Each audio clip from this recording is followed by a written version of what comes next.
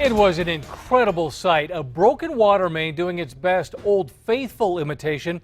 Then you realize that water is coming down on homes, turning them into lakes. Now the family hit the hardest says the city should have seen this coming, and they claim they're being hung out to dry. News 13's Gabrielle Burkhart shows you on special assignment. What was a sunny day, September 14th, is now a dark memory for families in Gallup. It's devastation. Melissa Ramirez had just finished dinner with her family when she heard a noise that would change their lives. Heard water running and I went to open the back door and I couldn't even open it. The water was just... This is what she saw. Pressure so powerful. The street just exploded. A massive geyser pierced through the ground, shooting water 20 feet into the air and directly toward her home. The water was just coming like a river all the way here around the house. It was just shock. I couldn't believe it was happening. The source, a broken 16-inch city water main, a line carrying most of Gallup's water supply from city tanks that hold roughly 5 million gallons. We take our water from the Yatahe well field. The underground water main runs through town and through Ramirez's neighborhood, all the way to another set of storage tanks. It's a 16-inch line with a large volume of water under pressure, say 90-95 psi. When the line gave out near 5th and Hill, neighbors frantically tried to keep floodwaters from completely engulfing Ramirez's home. They resorted to sledgehammers, eventually smashing through a cinder block wall to offer some relief. Going down the road. Underneath the family's home in the basement, water was rushing more than 6 feet high, ruining the family's furnace and their entire foundation. This was the basement. It totally submerged the subflooring. Today, Ramirez's home of 14 years sits empty. It's like a musky, moldy smell.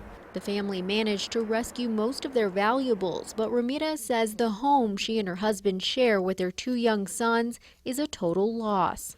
Our lives were here. We never planned on leaving this house.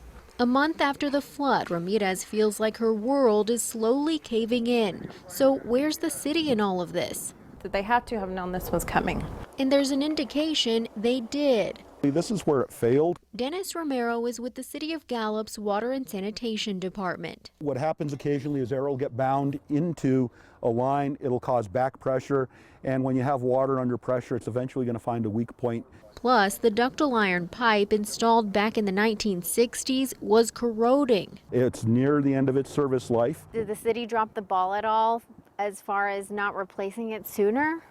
You know, I can't answer that question for you, ma'am. Romero did say the line was scheduled for maintenance within the next 5 years, but September 14th beat them to the punch. It took nearly 2 hours for the leak to drain, even though Romero says city crews shut off the water within minutes. We needed to slowly bring the line, isolate the line, bring the valves down, because if we didn't, we would run the risk of creating a back pressure and cracking the line upstream or downstream of there. The city estimates the geyser spewed more than 1 million gallons. This has altered our lives forever.